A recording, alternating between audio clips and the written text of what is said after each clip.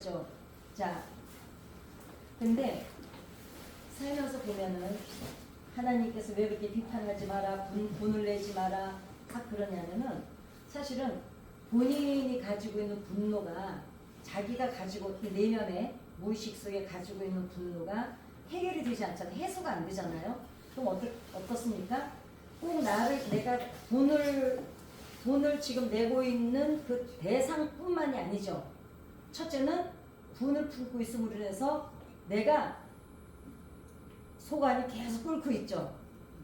그 끓고 있는 것만 끝나면 되는데 자기 스스로를 힘들게 할 뿐만 아니라 사실은 자기도 모르게 주변까지 다 힘들게 합니다. 그래서 하나님께서는 왜 비판하지 마라 분은 죄라고 말씀하시냐면은 타인을 위해서 뭐 너그럽기 위해서가 아닙니다. 정말 이것까지도 하나님께서는 내 새끼가 상하는 게 싫으신 거예요. 그래서 성경을 그 관점으로 쭉 보면은 은혜가 아닌 귀절이 단 한 귀절이 없습니다. 그렇게 하나님의 사람을 발견하고 나면 그냥 말씀이 나는 말씀이 꿀송이. 그 전에는 제가 성경을 한 5번째 읽을 때까지는 무서웠다 그랬잖아요. 정말 구약 성경 읽기 막 두려웠어요. 그리고 너무 무서운 하나님이었거든요. 어느 날인가 그 하나님의 그 두렵게 느껴지던 들려오던 그 말이 어느 날인가 하나님의 비명으로 들리기 시작하는 거예요. 하나님이 얘들아 제발 아가 하지마 막 이 비명으로 들리기 시작하니까 그때부터 울면서 읽기 시작하는 거예요. 얼마나 아프셨을까, 얼마나 힘드셨을까, 막 이 관점으로.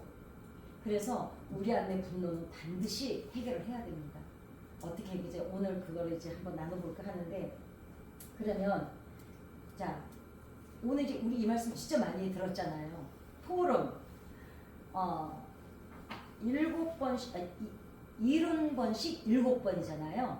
그럼 490번이고 우리가 너무 잘 알잖아요. 너무 잘 아는데 베드로가 예수님한테 지금 묻죠. 형제가 지은 죄를 몇 번 용서해 주어야 하는지를 질문을 하니까 예수님 뭐라냐면 70번씩 7번을 용서하는 유명한 어록을 남기시죠 이제. 근데 이 당시에 유대인들에게는 7번을 용서하는 거는 어떤 관행처럼 돼 있었다 그래요. 예, 한 가지를 뭐 죄를 지면 한 번만 용서하는 게 아니라 7번은 어떤 이렇게 이제 문화가 돼 있었습니다. 그런데 그러면 490번이에요. 이거를 어떻게 생각하세요? 한 가지 죄를 490번일까요? 뭐 예수님께서 죄를 뭐라 그래요? 베드로가 형제가 4개 죄를 보면 몇 번 할까요? 하니까 70번씩 7번이라니까 한 가지 죄를 지금 얘기하고 있잖아요. 자, 생각해 봅시다. 그러면 여러분 죄를 490번을 짓는 것도 사실 우리 예수 믿기 전에는 뭐 쉬웠을 거예요. 왜냐면 뭐 숨 들여 마시는 것까지 죄 짓게 살았으니까. 자, 근데 예수 믿고 나서는요 그러잖아요. 아무리 잘못을 해도 예수 믿는 사람은 덜하다고요. 왜냐? 누군가를 계속 의식하고 사는 삶하고 보기는 누가 봐 이러고 사는 삶하고 다르거든요. 아무도 없는 데서도요 우리는 누구를 의식하고 있어요? 대부분 사람들이 죄를 지을 때 언제 지어요? 아무도 안 본다. 그리고 아무도 모를 거라는 확신하에 죄를 짓잖아요. 근데 우리는 자나깨나 누구를 의식하고 살아요? 이거는 뭐 꿈속에서조차 하나님이 나를 돌보신다는 것 때문에 이제 우리 빼도 박도 못하고 그냥 하나님한테 매여 사는 거예요. 그러고 나면 490번 죄 짓는 게 쉬울까요? 아니 똑같은 죄 빼고 각각 죄를 짓는다 쳐도 490번이 지어져요? 어려워요. 솔직히 죄 짓는 거하고 쉬운 거 저는요 제가 깨달았어요. 그 전에 죄와 뭐 이게 죄다 아니다 뭐 이럴 때는 남들도 다 그러고 사는데 뭐 이럴 때는 몰랐거든요. 근데 예수 믿고 나서는요 처음에는 안 돼요. 처음에는 뭐 여전히 똑같은데 어느 정도 한 10년 지나고 나니까요 죄 짓는 게 더 힘들어요. 왜 그럴까요? 짓고 나서 어떠세요? 죄 지어서 기쁜 거보다요 그 뒤에 괴로워야 되는 게 더 힘들어서요. 어때요? 아이씨, 회개하기 싫어서도 죄를 안 지어요. 안 그렇습니까? 그렇게 사는 게 그리스도인들이거든요. 예수 믿는 사람들이 세상 사람들이 몰라서 욕하는 거예요. 난 저 사람들이 참 모지라는 생각이 들어요. 우리는 첫째, 저것도 했다고 회개하느라고 내가 얼마나 고생하려고 이래서 안 해요. 그러시죠, 권사님? 왜냐면 솔직히 말해서 회개하는 게 귀찮아서 안 할 때도 있어요. 우리끼리 정말 까놓고 얘기를 한다면. 자, 그런데 각각의 죄를 짓는 것도 490번이요. 쉬운 일이 아니에요. 우리가 365일인데요. 나 집에 있다가 잠깐 우리 김영희 전사님하고 이제 명절 전이라서 식사하고 제 동생하고 가서 그리고 분정은 잠깐 들렸다 교회 왔거든요. 낮에 저도 이제 우리는 명절 때 우리는 뭘 하냐면 미역국을 가마솥을 하나 끓여놓고요. 그 다음에 카레를 가마솥을 하나 해놔요. 근데 제가 오늘 카레를 했거든요. 카레를 했는데 가마솥을 했는데 자꾸 뭘 넣다 보니까 멈춰가지고요. 안 되겠어요. 그래서 퍼냈는데 퍼낸 게 이 솥보다 더 많아요. 거기다 두 솥을 해놨어요. 그래서 우리는 그거면 명절 끝나요 이제. 자, 그러면 오늘 와서 뭐 크게 회개할 일 없어요. 그렇잖아요, 그죠? 그런데 각각 죄를 지어도 490번이 짓기가 힘든데, 아니 한 가지 죄를요 490번이나 짓는다면요, 이거는 인성의 문제만이 아닙니다. 그죠? 한 가지 죄로 490번 정도를 지을 정도면 그 사람은 제가 볼 때는 정서적으로 경계성 장애를 가졌거나 어쩌면 장애일지도 모릅니다. 그렇잖아요. 한 가지를요 일평생에 490번 짓기도 힘들어요. 그런데 자 보세요. 예수님이 모르시고 이 말씀을 하셨을까요? 그러니까 계속 우리는 그냥 예수 믿는 사람들은 무조건 용서해야 된다, 무조건 용서해야 된다, 이제 이렇게 받아들이셨어요? 아니면은 궁금해 본 적이 있으세요? 그냥 용서해줘야 돼. 네, 이제 오늘 그걸 얘기 중요해요. 더군다나 교회를 10년, 만약에 교회를 10년 이상 다녔는데도 회개할 게 많다면요. 자, 10년이 교회를 다닌 10년 지났어요. 그런데도 여전히 회개할 게 많다면, 솔직하게 말씀드리면요, 자기 삶을 돌아봐야 됩니다. 안 그러겠어요? 예, 우리가 회개를 잘하는 거를 사실 자랑으로 여기면 안 됩니다. 자, 이게 그럼 회개하지 말아 좀 이렇게 받아들이시면 안 되고요. 회개를 많이 하는 걸요 자랑으로 여기면 안 된다는 얘기예요. 10년 정도 지나면 회개거리가 앵간해서는 좀 없어야 됩니다. 여전하다면 무슨 뜻이에요? 예수 믿을 때는 안 믿을 때는 똑같다는 거 아니에요. 그러니까 이게 심각한 거예요. 이게 자세히 생각을 해보면 그냥 7년래 8년래 하고 들을 때는 모르는 얘기지만 10년 정도 지났으면 회개거리가 앵간했으면은 되도록이면 없어야 됩니다. 근데 여전히 똑같이 회개거리, 저는요 정말 겸손한 건 알아요. 근데 겸손도 지나치면 뭐라고요? 예, 그만입니다. 회개거리가 점점 없어야 돼요. 예, 그리고 또 하나는 우리가 회개도 이제 구분이 가죠. 이거는 정말 내가 가슴을 치고 이거는 철저히 회개해야 될 문제, 아니면 아버지 죄송해요 이러고 그냥 또 웃으면서 지나가야 될 거, 그래야 돼요. 그러니까 좀 웃으면서 지나갈 거는요 좀 지나가세요, 가볍게. 왜냐면 너무 막 죄에 눌려가지고 사소한 거에도 그러면은요 인생이 고달프면 아버지가 아프세요. 아버지가 아프시거든요. 자, 그렇다고 해서 또 내가 회개하지 말라는 뜻 아닌 거 아시죠? 우리가 워낙에 겸손하고 착해서 아주 사소한 거, 그냥 살짝 스쳐가는 거, 막 그런 것까지 세세하게 아주 분석을 해가지고 예민하게 반응을 하죠. 왜냐? 그건 왜 그래요? 하나님 앞에 되도록이면 바로 살려고 그 마음은 다 알아요. 알지만 이제 처음 믿을 때보다는 회개거리가 없어져야 됩니다. 그죠? 그래야 예수를 믿는다는 게, 회개라는 게 뭐예요? 돌이킨다는 거잖아요. 그러면은 가던 길을 돌이켰으면은 길이 다르죠. 가던 길을 계속하면 주변이 똑같아요. 근데 돌이켰다는 거는 완전히 다른 길을 가는 거거든요. 그러면 그만 어때요? 회개가 없어야 돼요. 그런데 예수를 믿고 나서도 10년 지난데도 여전히 회개거리가 똑같다는 건 뭐예요? 안 돌이켰다는 거하고 일맥상통하는 겁니다. 그러기 때문에 점검을 해야 된다는 거죠. 예. 그러기 때문에. 자, 그러면 예수님께서 그러면 우리한테 이게 그리고 또 하나는 한 사람이 나한테 좋아요. 어떤 사람이 있어요. 나한테 잘못을 해요.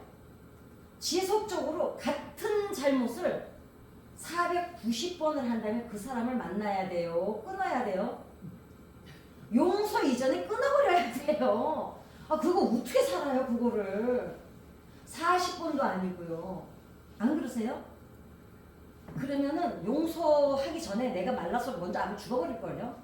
스트레스 받아서 동맥경화나 뇌혈관이나 뭐 심장이 막히든가 동맥경화 찌는게아서 죽을지도 몰라요. 그러면 이게 가능할까요? 그러니까 한 가지를 잃은 것이 7번을 한 사람이 나한테 끊임없이 죄를 져요.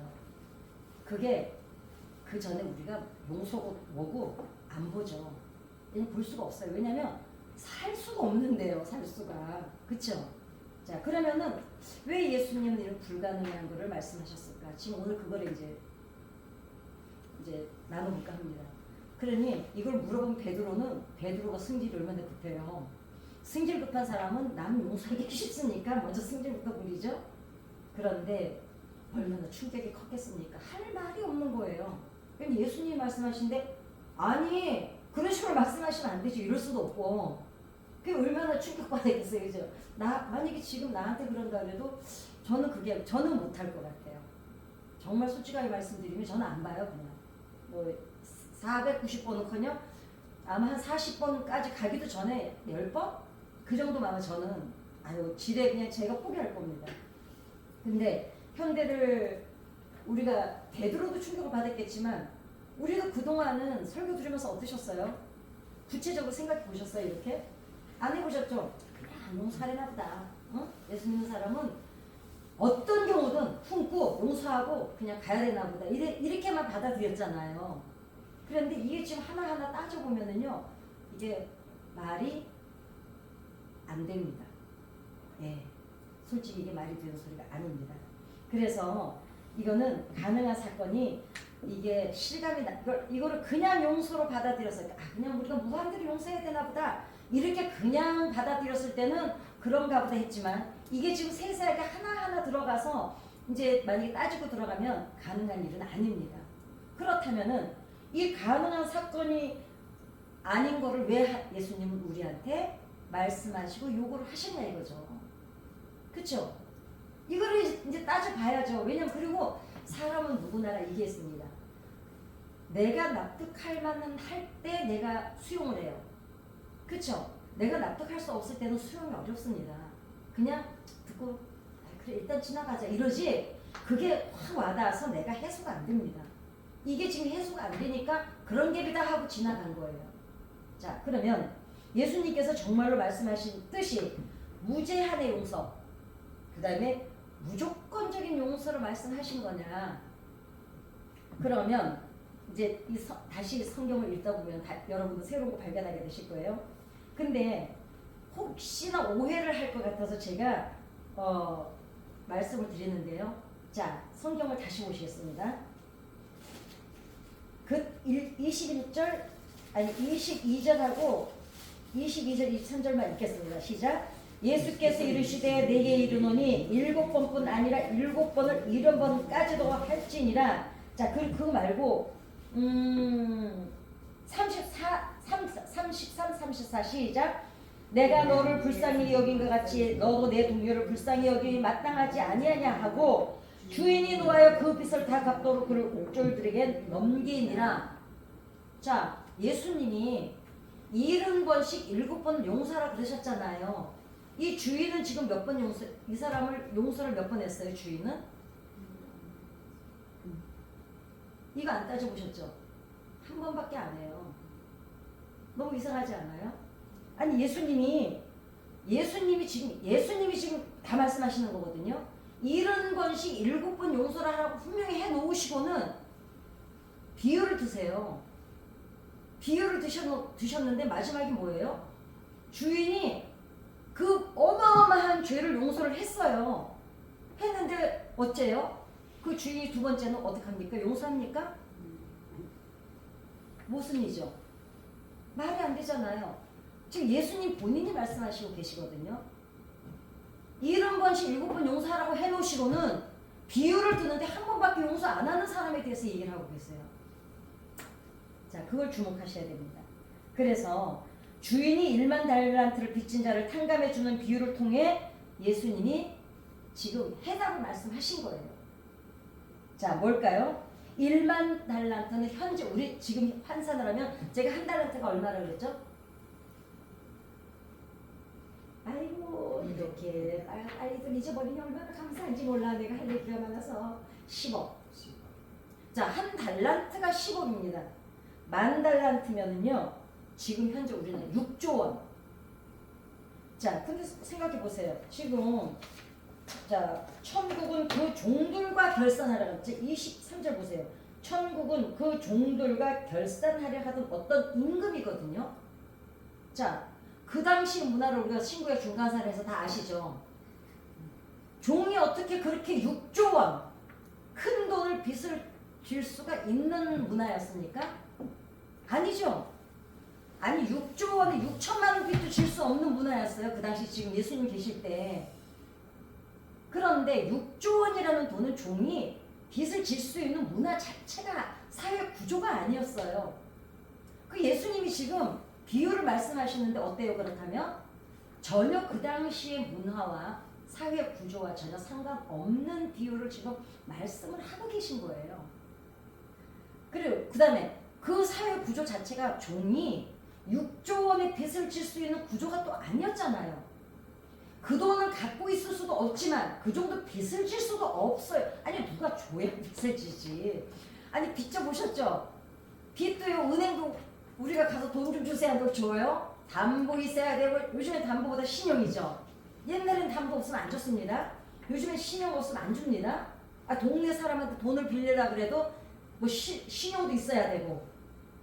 아니 뭐가 그리고 뭐가 있어야 돈을 빌려줄 거 아니에요. 이 구조가 돈을 빌릴 수 있는 구조가 아니었다는 데 주목을 해야 됩니다. 자, 그런데 일반 달란트를 탕감받은 자가 나가서 100데나리온 빚진 자를 용서하지 않았습니다. 자, 100데나리온은 제가 지난번에 말씀드렸지만 잊어버리시니까 제가 말씀드릴게요. 1000만 원입니다. 1000만 원. 자, 6조 원이야. 6조 원. 6조 원은 나는 본 적도 없지만 그걸 일시 100천만 원을 못 씌어요. 그런데 1000만 원도 사실 큰 돈이죠. 그 당시로 치면. 아, 지금도 커요. 나 비자금 좀 1000만 원 갚아줬으면 좋겠었는데. 자, 6조를 탕감받았어요. 6조를 탕감받고 나왔으면 1000만 원은 어떨까요? 애들 말한다나 세 발의 피입니다. 아, 그 정도 막 너무 기뻐서 나와. 1000만 원 안녕하세요. 저 아직도 돈을 못 보이는데 야 괜찮아. 야 그거 괜찮아. 너 이제 없는 걸래. 이래 지금 기분이 너무 좋아야 돼. 그 정도는 돈도 아니야.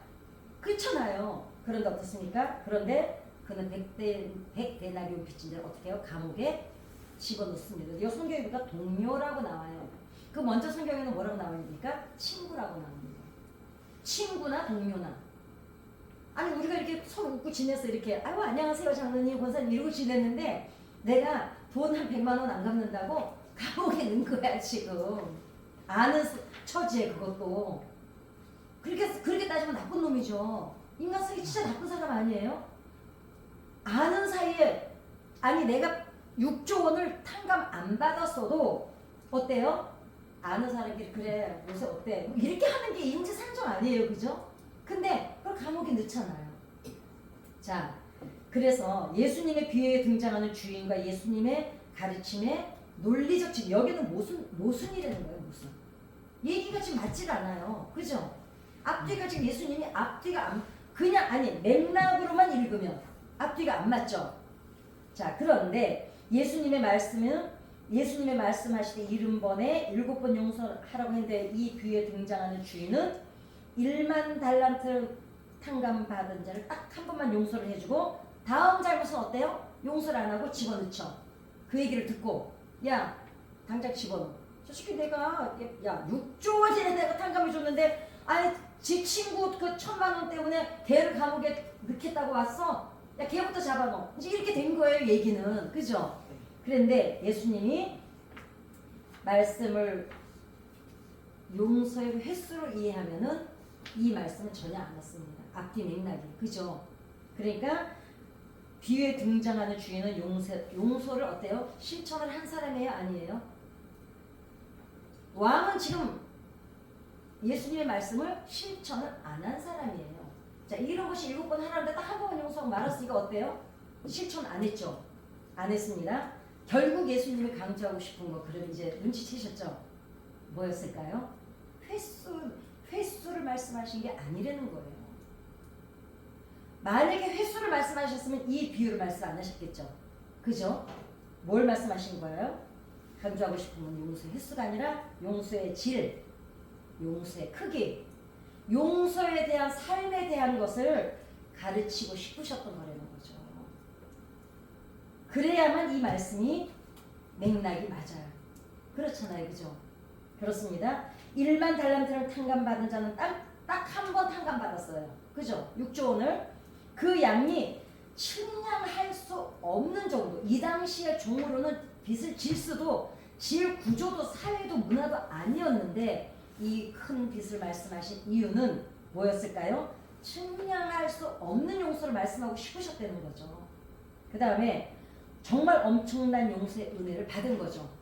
측량할 수가 없는 양을 받은 거예요. 그 다음에 그런데 자 그렇게 은혜를 받은 사람이 정작 자기는 어떻게 살았습니까? 용서하는 삶을 안 살았죠. 예수님이 지금 이 얘기를 하고 싶으신 거예요. 1,000만 원 빚진 친구예요. 친구. 그것도 친구를 보자마자 감옥에 집어넣죠. 용서의 은혜를 받고도 용서하는 삶을 살지 않았던 중개하는 것을 통해서 용서하는 예수님이 말씀하신 용서는 횟수가 아니라 용서하는 삶에 대한 삶을 강조하고 싶으셨다는 것을 지금 말씀하고 싶으신 거예요. 그러니까 이거를 저 사람이 용서할 때마다 내가 잘못할 때마다 이런 것이 7번 용서할 때가 또 참아야지 이게 아니라는 거예요.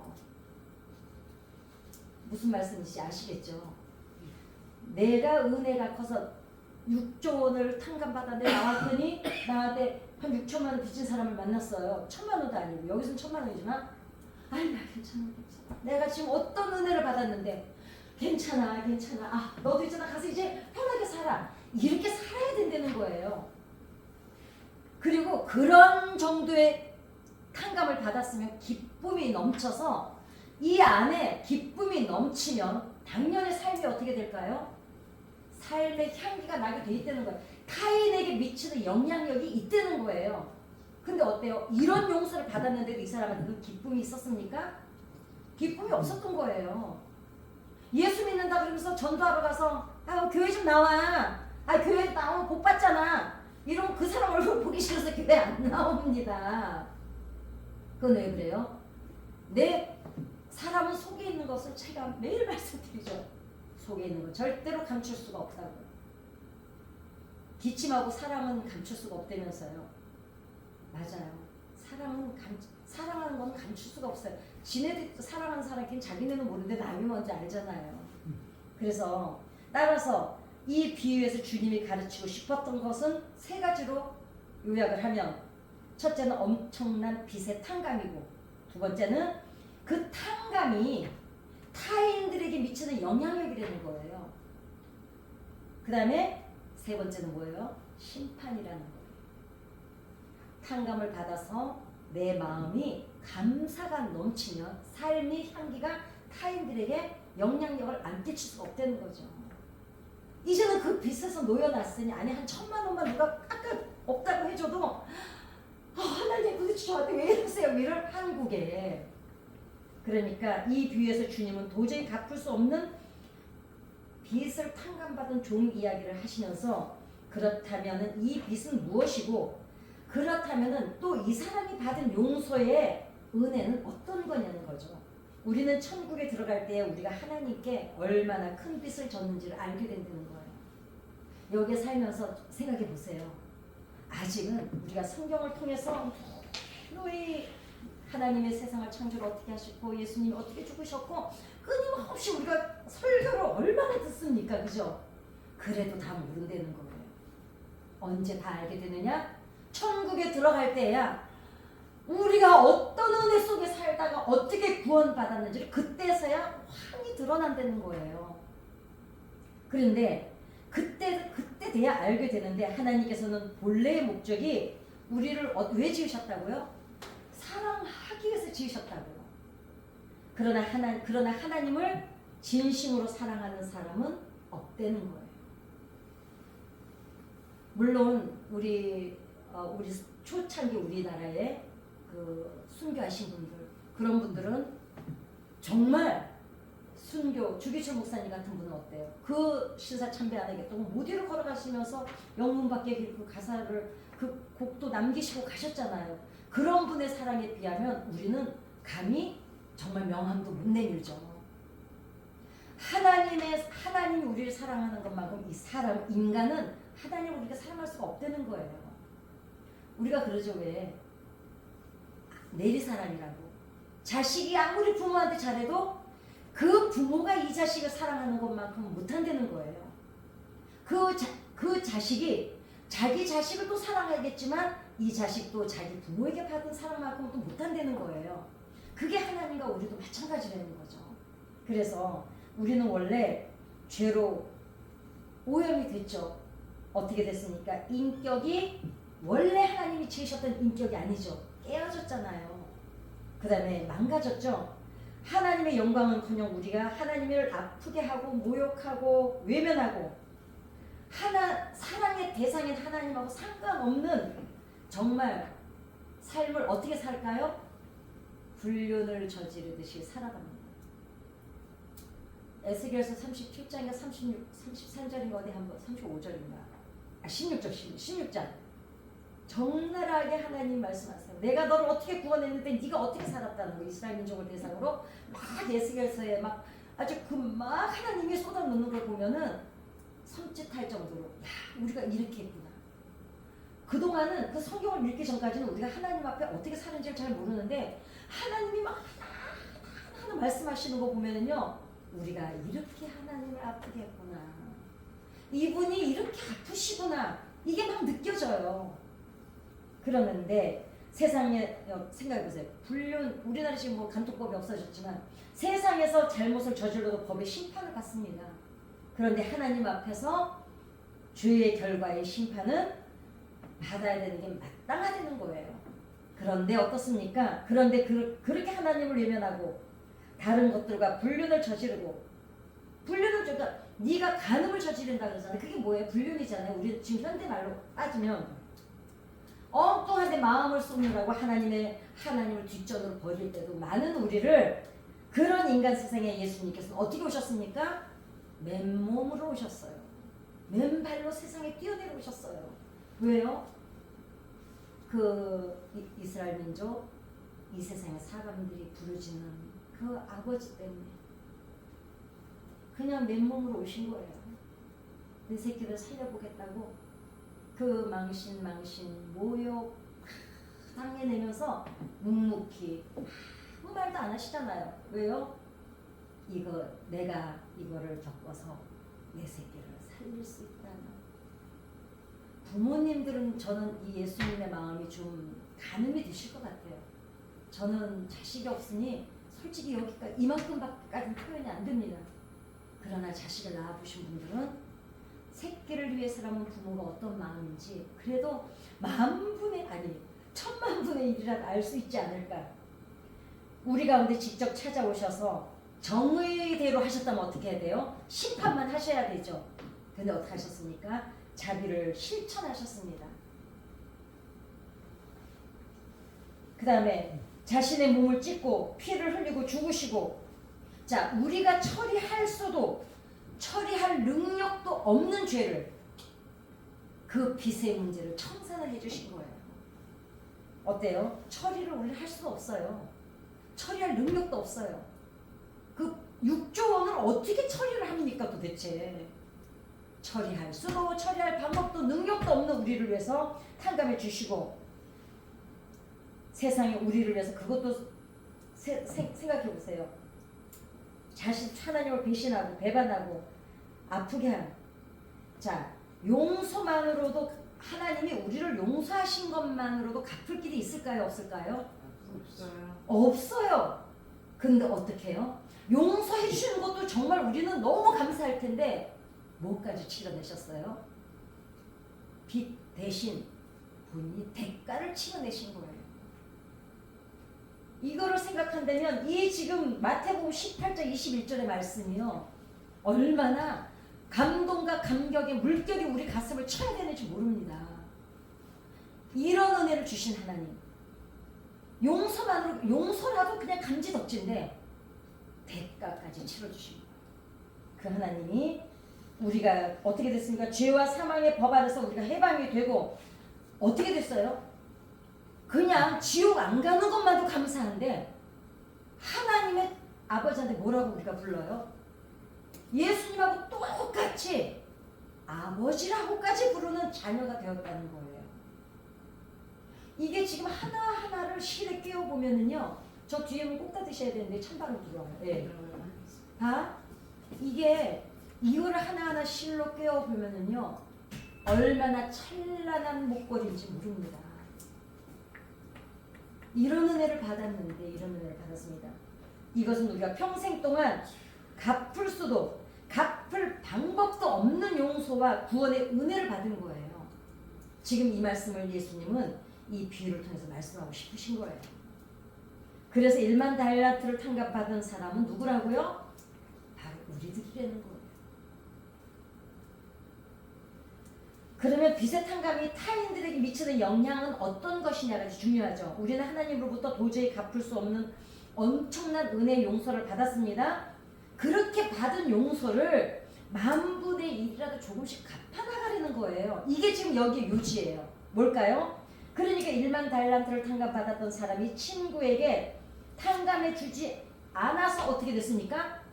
용서받지 못했죠. 자, 이거 중요합니다. 그죠? 지금 이 사람이 6조 원을 탕감해 준 주인이 이 1만 달란트 탕감받은 사람을 왜 용서 안 했어요? 이유가 1,000만 원 갚은 사람을 감옥에 넣으니까 뭐야 너는 내가 6조 원 탕감해 줬는데 야 너는 어떻게 1,000만 원도 용서를 안 하냐? 너 이리 와. 너 그럼 감옥에 가. 좀 전에 6조 원 없었어. 이 얘기잖아요. 그 얘기에 보면 뭐예요? 내가 너를 용서했으니까 너도 누군가에게 용서가 아니라 그 영향력을 끼치려는 거예요. 지금 예수님의 요지는 그 말씀을 하고 싶으신 거예요. 그러니까 1만 달란트를 탕감받았던 사람이 친구에게 탕감이 주지 않아서 용서를 받지 못했던 걸 기억하려는 거예요. 즉 그러면 보세요. 6조 원을 못 갚았다고 다시 잡아왔어요. 주인이 자기한테 빚을 안 갚아서 잡아온 게 아니에요. 자기에게 빚진 것은 용서를 해서 풀어줬었어요. 다시 잡아온 거는 아니 생각해보니까 너한테 돈 다시 받아야겠다. 6조 원인데 6조 원이니까 갚아라. 이래서 잡아온 게 아니에요. 1,000만 원 용서 안 한 사람을 감옥에 집어넣으니까 잡아넣은 거잖아요. 그러니까 우리는 이 6조 원의 탕감을 받은 사람처럼 우리가 탕감을 받은 우리가 하나님 앞에 은혜를 갚는 게 아니라는 거예요. 6조 원의 탕감받은 사람이 탕감해준 사람한테 은혜를 갚은 게 아니에요. 그래서 잡아온 게 아니에요. 나가서 네가 마땅히 나처럼 내가 너를 용서했듯이 너도 누군가를 용서하는 삶을 살으라고 했는데 네가 그거를 실천을 안 하니까 잡아다 도로 집어넣었다는 거. 이게 중요한 거예요. 지금. 이 용서를 예수님이 말씀하고 싶으셔서 이 긴 이야기를 정말 짧은 이야기죠. 이 안에는 이런 내용이 예수님의 마음이 숨겨져 있었던 거죠. 그러니까 하나님께 갚는 것이 아니라 누구에게요? 우리 이웃한테 또 누구요? 우리가 원수들에게 갚으려는 거예요. 내가 받은 은혜를 너도 나가서 나랑 똑같이 나누려는 거예요. 자, 그러면 6조 원인데 우리는 겨우 1,000만 원이 안 되죠. 어떻습니까? 그것은 나의 너그름 때문이 아니라 주님께서 이거야. 내가 누군가를 1,000만 원 친구를 만났어요. 야 괜찮아. 너 그거 이제 오늘부터 발주 뻗고 자. 나 그 돈 이제 안 받을 거야.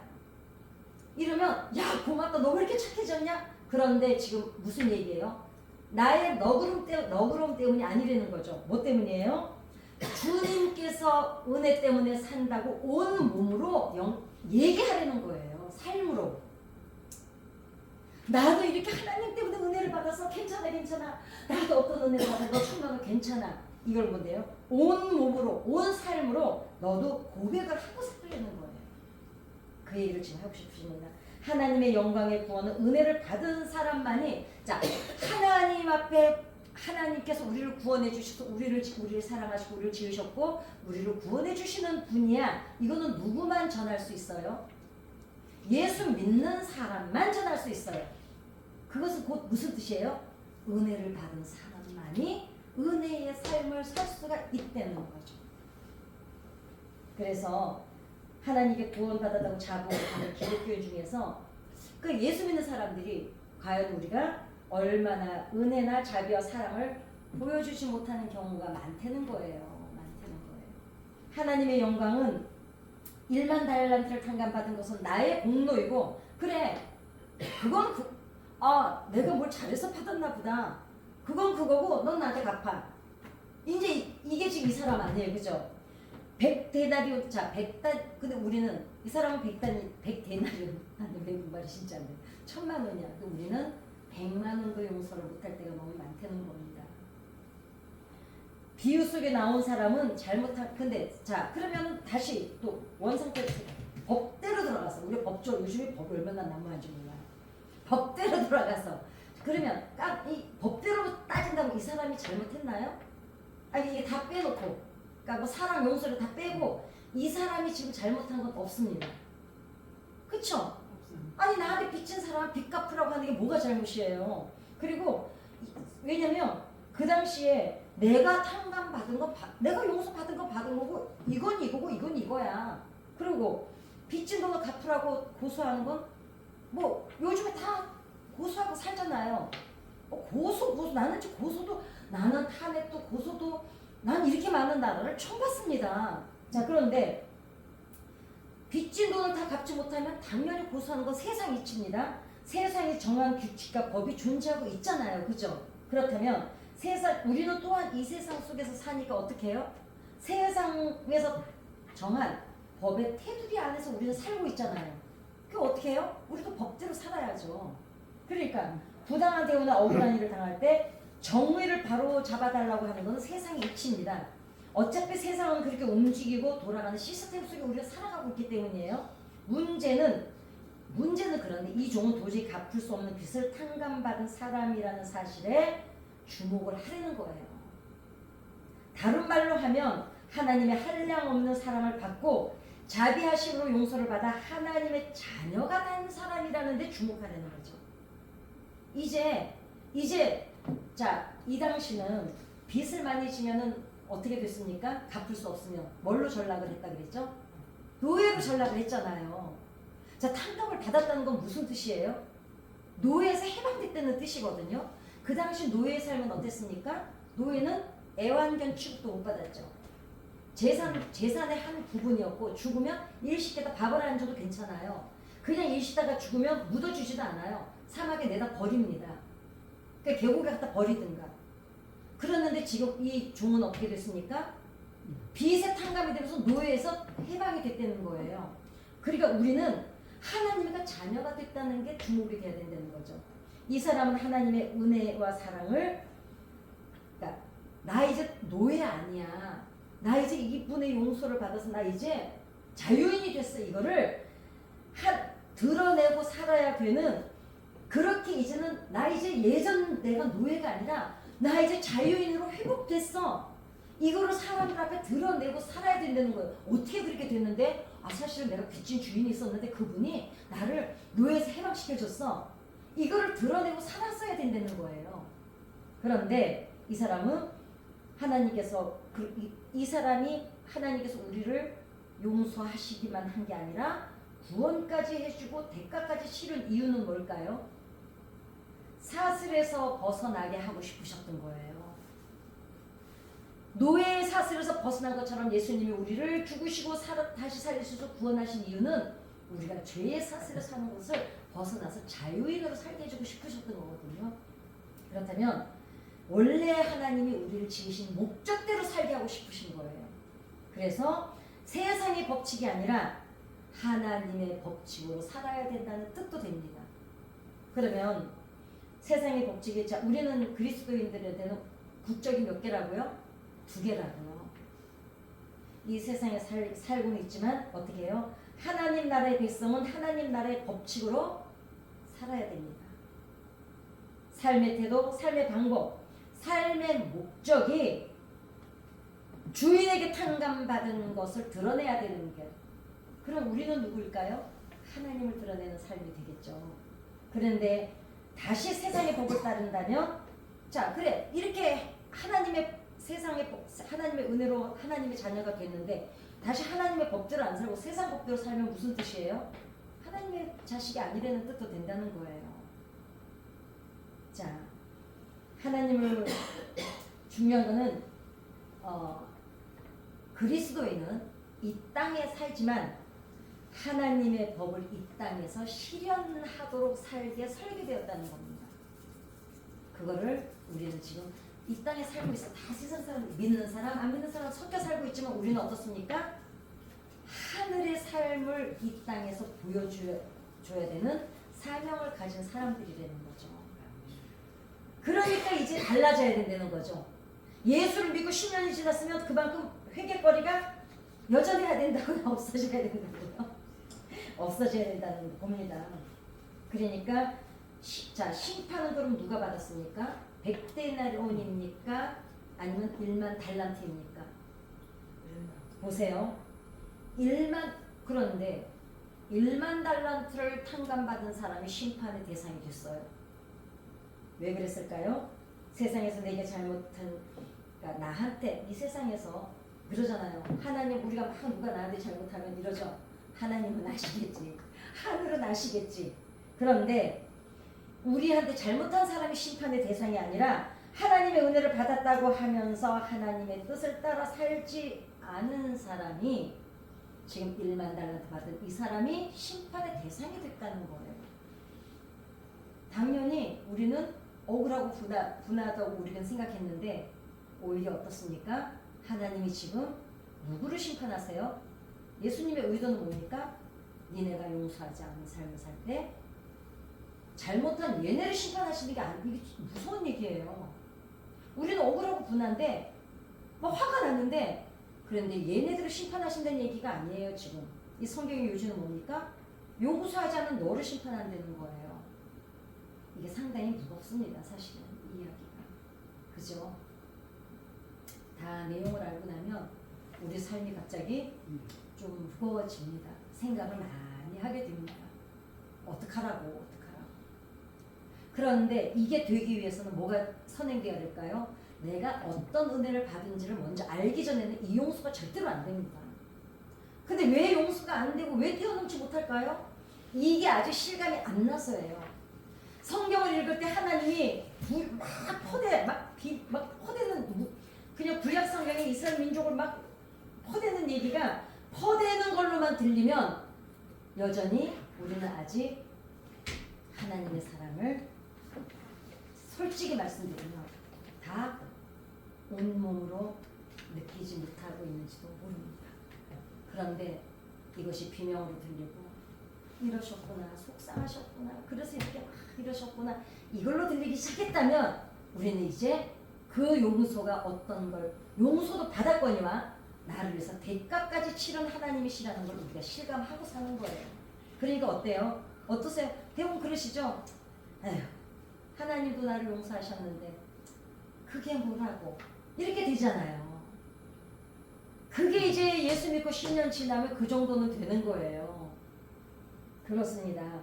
심판받아야 될 대상은 하나님의 법을 실천하지 않은, 그러니까 하나님의 법을 모르는 세상 사람이 아니라는 거예요. 알면서도 실천하지 않은 교회와 그리스도인들이라는 겁니다. 그래서 우리가 이제는 누군가를 손가락질하는 대상, 저 사람들 왜 저래? 이게 하나님은 이 사람들을 보는 게 아니라 손가락질하고 있는 1만 달란트를 탕감받은 우리를 주시하고 계신 겁니다. 그래서 용서해야 되고 그래서 비판하지 말라는 겁니다. 그러나 제가 첫 번째 미리 들어가기 전에 미리 말씀드렸죠. 비판과 분노를 하기 위해서는 누가 아파야 된다고요?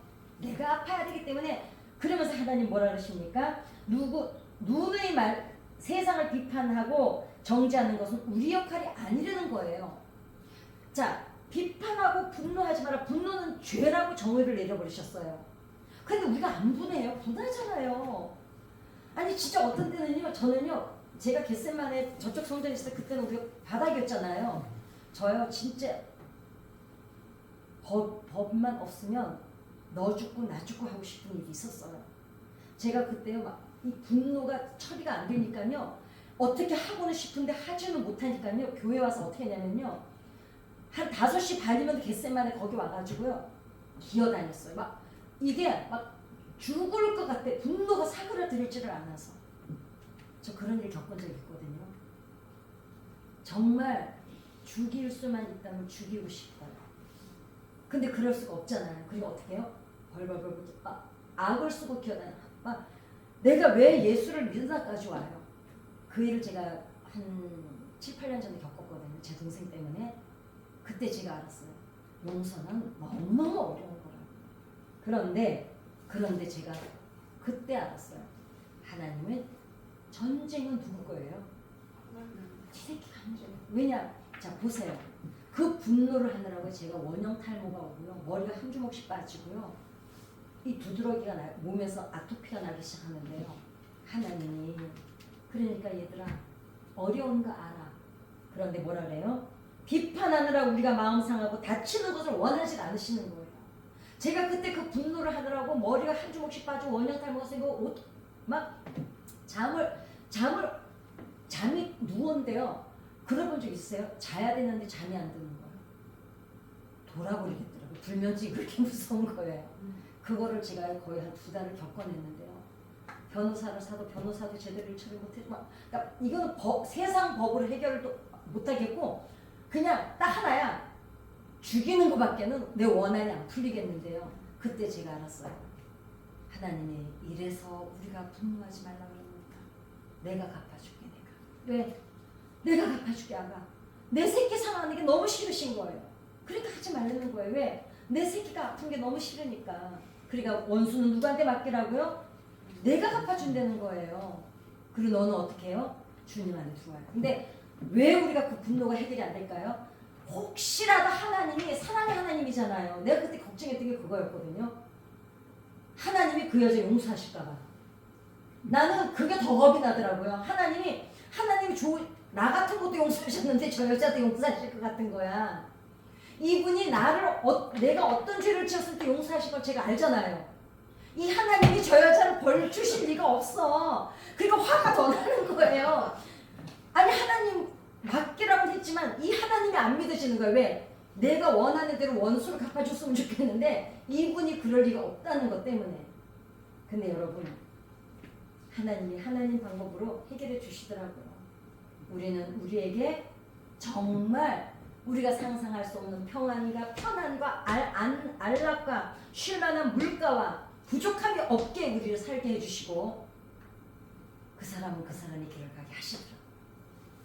그래서 이제 1만 달란트를 탕감받아 우리는 그 은혜를 삶 속에서 향기로 말로 행동으로 나타내기만 하면 된다는 거예요. 쉽지는 않을 겁니다. 자, 쉽지는 정말 않으실 거예요. 왜냐? 제가 좀 전에 제 이야기 해드렸잖아요. 근데 그때 알았어요. 내가 상하는 걸 원하지 않으시는구나. 내 새끼가 상하는 걸 원하지 않으시는구나. 그래서 분노는 죄라고 말씀하죠. 왜냐하면 그렇게라도 죄라고 해야 우리가 분노를 빨리 해결을 하니까. 비판도 죄라고 하니까 하지 말라고 해야 우리가 그나마도 절제를 하니까 하나님 안에서 해소하시기 바랍니다. 하나님이 하실 몫을 때로는 하나님이 하실 몫을 내가 전쟁해 주겠다. 내가 원수는 갚아줄게. 전쟁은 내게 속한 거라고 그렇게 말씀하시는데도 우리는 어때요? 하나님 하실 일을 낚아칠 때가 너무나 많습니다. 그렇지만 이제는 불신자들, 원수들은 불쌍히 여기게 되는데 불쌍히 여기기까지 안 되시면 그것까지는 하지 마세요. 근데 분노하고 비판하는 건 내가 상하니까 하지 말라는 거예요. 그리고 어떻게 해요? 내가 원하는 방법으로는 원수 안 갚아주세요. 왜냐? 그러면은 죽여야 되는데 그렇게는 안 하시는데 대신 어떻게 갚아주시냐 봤더니 이거 중요해요. 어떻게 갚아주시냐 봤더니요. 그 사람이 철저히 후회하게 우리 환경을 바꿔주시더라고요. 그래서 우리가 이렇게 왜 바위가 있으면 물이 어떻게 해요? 물이 흘러도 뛰어넘어가잖아요.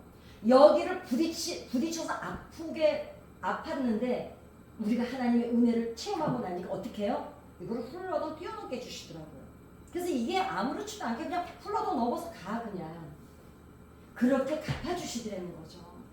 그래서 저는 오늘도 제 동생하고 갔다 오면서 상수야 우리가 그때는 그랬는데 우리가 오늘 이런 날이 올 줄 정말 몰랐다. 제 동생 그랬어요. 너랑 나랑 우리가 아침에 눈을 뜨면 하나님 너무 감사합니다. 너무 감사합니다. 그전에는 어떻게 해결하나 이거부터 눈 뜨면 생각을 했는데 하나님이 그 뒤로 아침에 눈을 뜨면 너랑 나랑 똑같이 무슨 기도부터 먼저냐? 하나님 오늘도 너무 감사합니다. 이런 사람, 그렇다고 저축이 되어 있는 것도 아니에요. 근데 부족함이 없어요. 남을 도와야 되는데 모자라지를 않아요. 그렇게 하나님이 갚아주시더라는 거죠. 이 하나님이 여러분과 저의 하나님이시고 오늘 이 말씀의 요지가 그것이었습니다. 횟수가 아니라 어떤 삶의 질이냐. 이제는 우리는 작은 예수가 돼서 세상을 사랑하고 세상의 은혜를 베풀어. 그러니까 결국은 뭐예요? 우리는 사실 쉽지는 않을 겁니다. 근데 어때요? 이 사람들을 볼 때 어떻게 보냐면 하나님의 아픈 손가락이다. 이렇게 보면 조금은 좀 더 쉬워지지 않을까 그런 생각을 해봅니다. 70번씩 7번이 아니라 490번의 용서를 말씀하시는 게 아니라 삶의 죄의 질을 말씀하셨다는 걸 오늘 다시 한번 깨닫는 시간이었습니다.